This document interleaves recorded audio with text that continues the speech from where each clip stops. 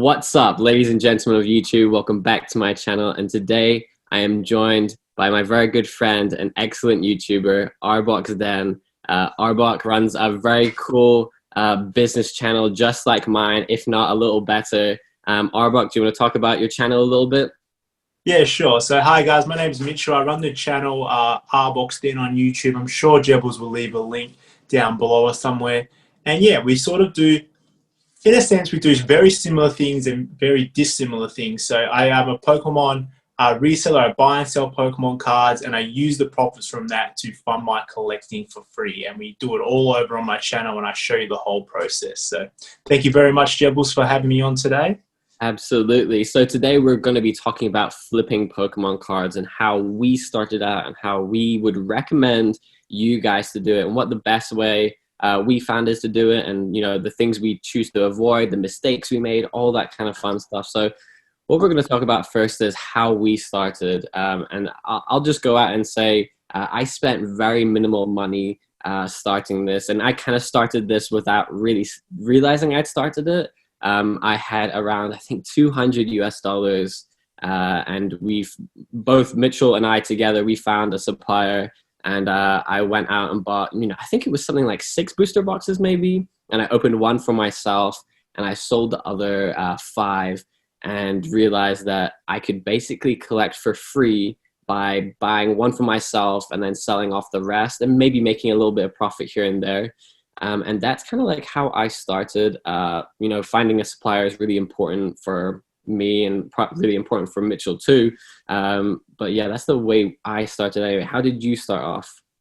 So my collecting sort of started, I just had a baby and I was spending a lot of time at home, and I wanted to get back into Pokemon cards, but being a new father and then losing my job, I didn't really have much money, right? So I wanted to get back into it, but I needed to find a way that I could fund it without using my personal money that you get from a job and whatnot. So I had a long, hard thing. So before I got into Pokemon, I was actually playing Yu-Gi-Oh competitively, but Pokemon I collected since I was a kid, and Pokemon was my true passion. So one day I really wanted to go and buy some Pokemon cards and this and that, but didn't have any money to do so. So I made the decision to sell off my entire Yu-Gi-Oh collection. And I thought, I'm going to sell this Yu-Gi-Oh collection. I'm going to buy some cards. I'm going to sell some cards. I'm just going to see where it goes. And then all of a sudden we are where we are now. So actually I didn't even start with any money. I actually just sold off part of my collection. So that's how I got into it. And then the rest is sort of history. Yeah, and I think you touched on a really good point there is you didn't start with any money. Now, a lot of people that I know that watch my channel say, in the comments that, hey, I don't have that money. I don't have really a job. I'm a student. I'm like a 16-year-old kid, or, I have a family. I can't afford to, splash, $600+ $1,000+ like other people can. And I think your way is excellent. Getting rid of stuff that you don't necessarily need. And I think we touched upon it on your channel once, to kind of go through your collection, select cards that, you don't care about, the doubles, the secret rares from older sets that you didn't even realize you had and have, a little bit of value, but not much value to you. Some sealed products, maybe, you've got a lot of people have a lot of sealed products lying around, and, you can sell that stuff for a lot of money now. So like what I did was I went into my binders after that $200. I was like, okay, I need to make some more money. Go into those binders, some, vintage hollows. How expensive are WotC hollows now? Really, really expensive. Oh man, out of control. Yeah, this is a great time, for WotC doubles, just to get rid of them for a little bit of extra cash. And so, if you don't want to be spending $500+, maybe you want to invest $100 and then go through that collection, go through those doubles, go try sell them on TCG Player or eBay, and go through it kind of like that way. I think that's a great way to start, because I have so many cards lying around that I'm constantly trying to get rid of to fund other things. Yep, you should see my drawers, Jebels. There is cards going out of control here. There's so many cards. Exactly. So I want to touch on eBay for a moment, because okay, sure. You're a big eBay seller, and people are always asking me about eBay, and I use eBay, but I'm not as big as you are. I mean, you're making thousands of dollars per month on eBay. So I'm wondering what sells best for you on eBay? What is it that you sell on eBay that works best for you? Okay, so first of all, we'll start with my eBay, sort of my philosophy behind why I sell on eBay rather than Facebook Marketplace. I know I personally get the questions all the time saying, why would you sell on eBay? You're going to lose all your money in Right. fees. Mhm. But I believe that, well, eBay, it's a fact that eBay is the biggest marketplace for Pokemon cards in the world, right? So Yeah. I actually, the fees I see it is I'm paying for the privilege to advertise on the biggest marketplace for Pokemon cards in the world. So Yeah.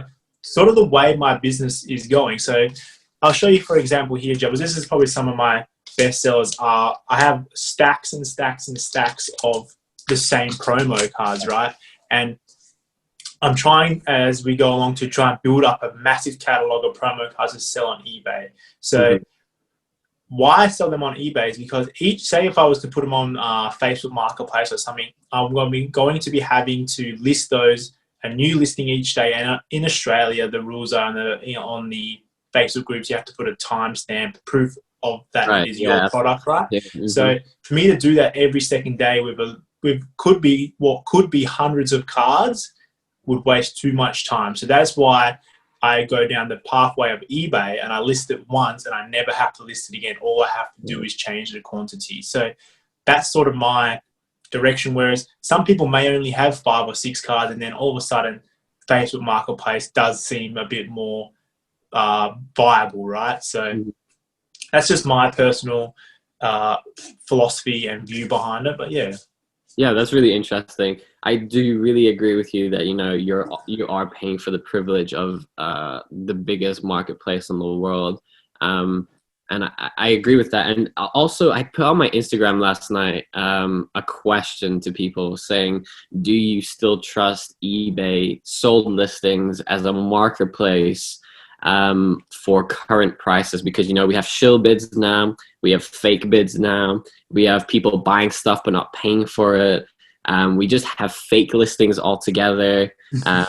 So it's really difficult right now because I believe like 3 months ago, I didn't see any of this. I didn't see any shill bids. I didn't see any of this crap going on, basically. Now we do.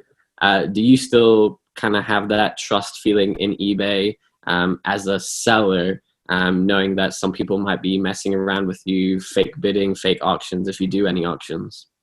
Yeah, so 90% of my cards are all at buy now prices, right? But when I buy a collection or when I buy something and I tend to list it on eBay, I do check eBay sold listings because that Right. is the marketplace in which I'm selling, right? Yeah. But if I was to do a deal off of eBay, maybe on Facebook Marketplace, I do take into account the eBay sold listing, but I Mhm. tend to minus what it would be after fees and stuff, and then sort of. But for me, I think about what you're talking about with a lot of the shield bids and stuff is on some bigger cards and some Right. bigger Yeah. stuff that I Mhm. sort of see a scene. But so like your big PSA cards and stuff, you're definitely going to attract that Yeah. sort of attention, right? But most of my cards are singles, like raw singles or promos, right? So that hasn't really attracted that sort of attention to those Yeah. sort of products yet. But I just bought a collection here, Jebels, and I've been going through and I priced it all up for eBay sold listings. Yeah. And honestly, in my experience, I mean, eBay Australia is very different to eBay US, right? Yeah. Right. I mean, the same things do occur, but the US eBay is much larger than Yeah. Australian eBay. But yeah, I have honestly, personally, I haven't had any troubles doing it that way. Maybe things tend to sit on there for longer, but once they're up there, I sort of forget about them until they do sell. So Yeah.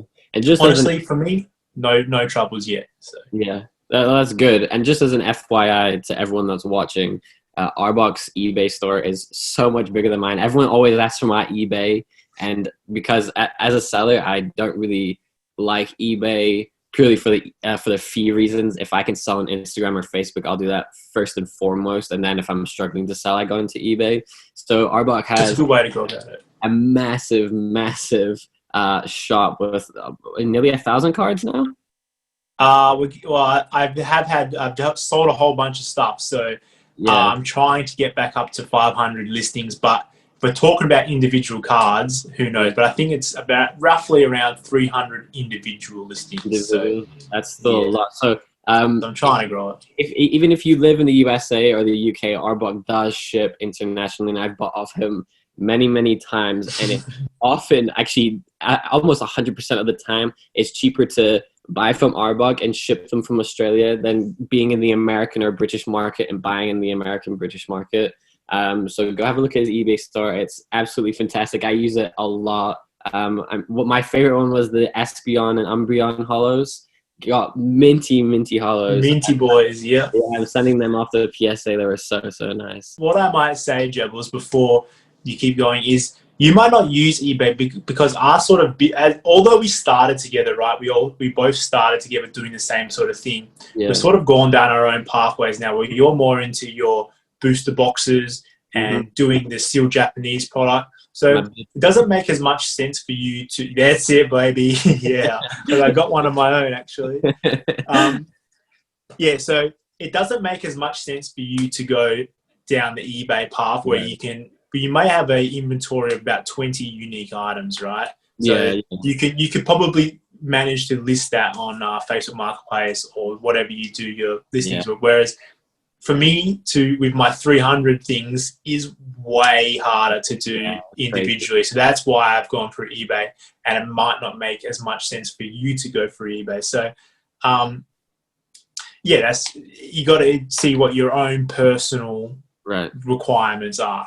Yeah, absolutely. And something that I know that people watching love asking is, what sells? And I really want to touch on those promos that you showed us, the Snorlax promo and the Pikachu promo. You bought those in a massive lot, if I'm correct. And I did both off Facebook Marketplace. So there wasn't any secret promo store on the internet. They were both off Facebook Marketplace. Yeah. So if you don't mind sharing with us, like, how much did you buy that lot for, and then what you selling it for, and how much money do you think you're going to make from this? Just as an example for everyone. Okay. So I bought 43 Snorlax promos, and it cost me $55 including shipping. So honestly, that's a deal of a lifetime, man. I think the guy's actually quite a big guy in Australia. I think he bought a whole stack and sent those off to grade. But so these are all his leftovers. He's just looking to sell them off and move on. So these cards aren't in damaged or anything condition. But if for the Snorlax promos, you should remember, like, they were clamped sort of in the collection box. Right. So there's whitening and stuff. But I mean, like, I don't know, it's going to be a terrible example, but the cards are near mint condition. So they're absolutely all able to be sold. So I was originally selling them at $9.95, including shipping. And then as the listing has, the quantity of I have left available has dwindled. I've upped the price, and I've just upped the price to $15.95 each, and I'm still seeing sales on them. Man, crazy. It's so good. So as stock gets slower and slower, or smaller and smaller, I'm upping my price, and they're still selling, because eBay is wonderful in that sense, because as you sell more and more, the listing gets bumped up further and further into people's feeds, and you get all the feedback in listening, and people say, okay, this is a trusted seller. All my feedback is there as well. So Snorlaxes, I'm on the hunt for some more because I really love to restock. And then the Pikachus, oh God, how many did we have of these? This was roughly 50. I did take some out to grade because this is a $600 in Australia, $600 card and a PSA 10. So I'm trying my luck with some of them. And they are $15-ish. I can't quite remember. But I paid $200 for that lot. So I haven't made the Snorlaxes. I actually made my money back within 24 hours. So they've been pure profit pretty much the whole time. Pikachus, we're getting there. They're slow. They'll get there. I'm quite confident they'll get there. But like I said, I took most of them out to grade anyway. So I'm hoping to make my money back that way. So we'll get there eventually. So would you say that's one of your best purchases, or your best purchase in terms of flipping, as in terms of profit, in terms of safety, that you knew it was going to sell? Was that something that you instantly knew, like, I have to have this? Yeah, so buying bulk promos and selling them is not a new thing. It's been happening for years and years, and there are so many promo collectors out there, guys. So when I try to evaluate something to purchase, I try and put myself in the mindset of the person who would be buying it. So these are both promos, and there are so many people that either solely collect promos or just love collecting promos. So there's always going to be a market for promos, especially those that are like, I mean, it's hard to do the US calculation, but let's say under 15 Australian dollars. So many people have that budget, and lots of people who are collecting on, like, doing budget collections go down the promo road. So there's a ton of clients there for that as well. So yeah, it's basically how I valued that purchase. So I know people are going to be after promos, and I could get a whole bunch in there for free. Yeah, absolutely. And I mean, good touching on promos, because I think you're absolutely right. I mean, not every single promo is going to be, you know, massive in the secondary marketplace, but there are those that, you know, I think that Pikachu one is going to be so big with WotC skyrocketing. Yeah. This is also the Black Star promo #1. So this is the first in the list of the Black Star promo. Yeah. So I mean, if people as well. Yeah, it's Pikachu as well. Yeah. So yeah, I mean, like I was saying, I mean, promos, you have to be, not every promo will sell, but promos are somewhat a safe bet. So, like, not that long ago, I'm sure you guys watched the video. I bought those 10 Charizard promos from Champion's Path for $10 each. Great video. That was a great video. I mean, I could probably sell that right now and make my money back easy, no worries. And I bought them all from the same seller. So when you're buying something in bulk like Arbok has, or buying things like Arbok has, always do it in bulk, because then you save on shipping, you save on taxes, you save on eBay fees, if that's, or whatever, you know. So I bought all 10 of those from the same seller, and if I sold now, I'd make a profit. But, like, you know, going down the road, because that's a very modern and new promo, it's still on the shelves. Like, if I go down to Walmart, I can probably find an ETB now, because the hype has just, like, gone way down. So they're still out there, and, you know, you have to wait till they're, you know, out of stock and, like, the retail. So I think that's why your WotC promos are just so awesome, because, you know, I mean, I'd never seen that Snorlax promo, and I bought one from you, and it was in perfect condition. So I just love that idea. I think it's really difficult to find things in bulk, though. I think you got I've never found anything WotC related where I could buy, you know, 50 Snorlax promos or 50 Pikachu promos. Like, it's very difficult to do. But if that opportunity ever comes and you break it down per card, you know, if you pay $50 for the lot and you can sell it for $4 a card, you know, that's such massive profit. But yeah, I really like the idea of doing that. And I think that's something I wish I could find more of, but it's really difficult to do. So it all just happened to, I had the money ready and the opportunity came up. So just before we jump off the Snorlax, is the reason as well that how I value the Snorlax, it is like the reprint of the Jungle Snorlax. Yeah, so I thought people who want the English one from the WotC era can't quite afford it. They can afford the Snorlax, the promo that mirrors that as well. Yeah, so I thought at the beginning it was an error card because it didn't have the jungle promo. This is a modern card. This is like from the XY era. 179. Yeah, so it is a modern card. So it looks really cool. Yeah, it looks if from a distance. I mean, probably from the zoom quality, it probably does look like it. But yeah, did you want to talk about how people who want to start flipping can get into it, or what we think our best practices are, how we think we should go about it? I think, without talking about money, one of the most important things for you to do, and the thing that's helped me the most, is build a trustworthy public social network profile. People ask me, when I'm selling on Facebook, the most common thing you get when you're away to sell something is, do you have references? And, you know, that's a pain in the ass, honestly, to do, is to go like, oh, here's my friend Arboks Den. You can ask him if I'm trustworthy, and it's annoying for the other person.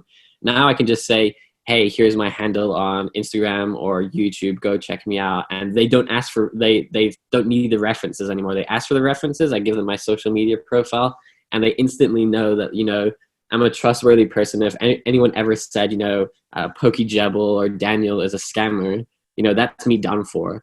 So it's really important. So something that costs you $0 and has cost me $0 and you $0 to do is build, you know, a really cool Instagram. It doesn't have to have like the most flashy pictures. You just have to have, you know, some engagement here and there.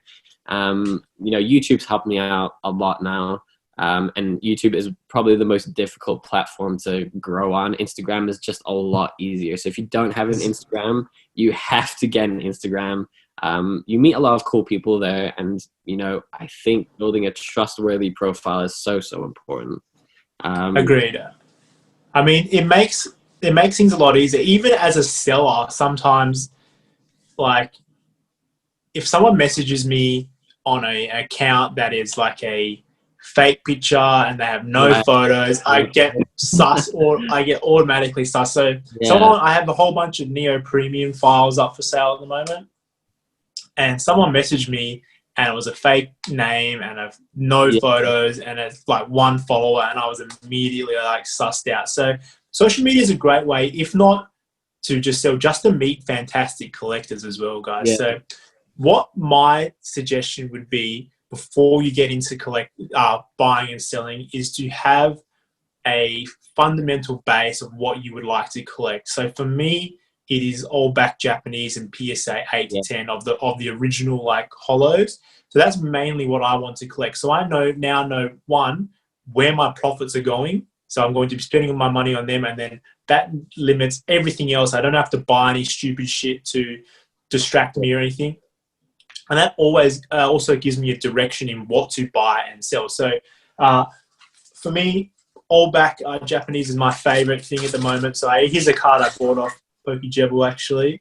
So you can see there, beautiful picture. So I now sell vintage Japanese packs, and that's how big money maker for me. And I use the funds and the profits from that to collect my all back Japanese. So that is what really for me is my biggest pointer, is find something that you are passionate about and dive into that. Not only are you going to be able to be as knowledgeable as possible in that area and provide the best service to your clients and whatnot, you're also going to just be a much well-rounded collector in that area as well. You touched on two very good points there. So finding your market niche, or niche as the Americans call it.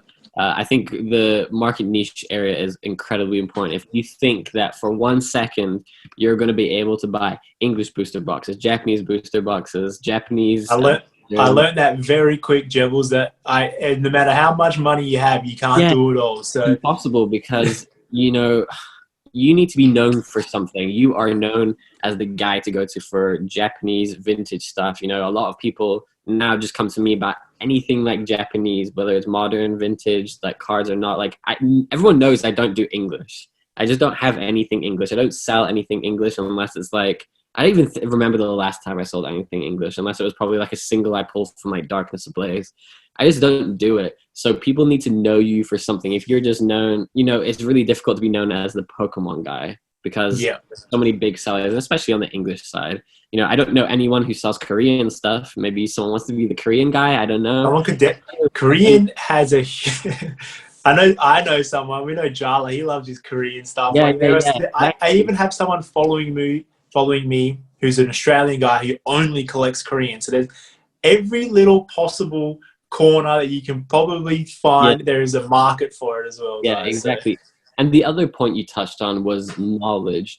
And you as a seller need to know everything about your product. I can't tell you how many times a day I list something on Instagram or wherever, and someone says, you know, what's the cards in this set?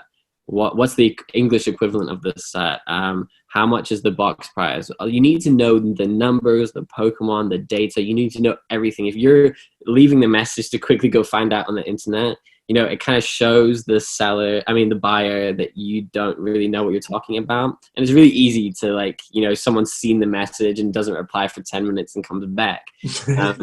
So for me, like I'm someone, or I try to be the best I can on Instagram, like really quick at like responding. So people know that like I it's knowledge off the top of my head rather than, you know, I'm relying on the internet or someone else. Yeah. There are some times where I have to go, oh God, like which cards are in it's a bit difficult. But you know, if I pull like this booster box here, like, oh, the chase card is like any gold card, you know, the Charizard, Reshiram, the Mew Mewtwo. If I pick up Champions Road, it's probably for me the Salamence or the Articuno, and then Vivid Voltage is obviously like the Pikachu. You need to know all this stuff. If you think that you can just buy and sell with zero knowledge, then you're sorely mistaken. And I think that's why you know the difference between someone who is a scalper, scammer, flipper, who doesn't really care about Pokemon, and those who like buy and sell Pokemon stuff but are in the community and actually know what they're talking about, because that knowledge is different. So yeah, that comes with, say, for me, it's the All Backs. Like, I use that as an example. Like, I'm passionate about it. That is what I'm collecting. That's what I live and breathe. So if anyone comes up to me with a question or whatever, I know it because that's my passion, right? So you can be anything. So absolutely. Like people may, that's what it's just. I can't really put it any other way, Jebels. Is you just got to be passionate about what you're doing, and being passionate. If you love it, you're gonna know it. Whereas if, say, for example, what's something that I'm not really into, maybe be like Diamond and Pearl era. Like, I just don't know it. I just can't justify, because I don't know it. I can't go and buy a Diamond and Pearl collection to buy with it because I just don't have the knowledge. If I go and buy it, I'm leaving myself open to make a mistake. Whereas All Backs, I love them. I live and I breathe. I'm passionate about them. I'm buying cards daily, so I know exactly what everything's worth. I just know everything, right? So that's just the way I see it. So you just have to I think you just need to look in the mirror and just think, what am I truly passionate about? And if it is, say, you are interested in like the WotC era and you want to just do first editions, but you don't have the money to get into it, there are some other things that you can use to build up your way there. You don't just have to start big. You can start small. So yeah, absolutely. Well, I think we've covered a lot in this episode, and I'm really happy with everything we've covered. And I hope everyone watching has gained some information, both from an American person living in America's point of view and someone who's living in Australia. Although we do pretty much really similar stuff, you know, we have very different markets and very different ideas. Sometimes it's really cool to see two people's perspectives. So thank you so much for watching. Please go follow Arbok. He is so incredible. His videos are so much better than mine, trust me. So please go follow. Too kind of you, Jim. Too kind. And we'll be back with another 2 episodes very, very shortly. So thank you so much for watching, and we'll speak to you again soon. See you later. Bye-bye.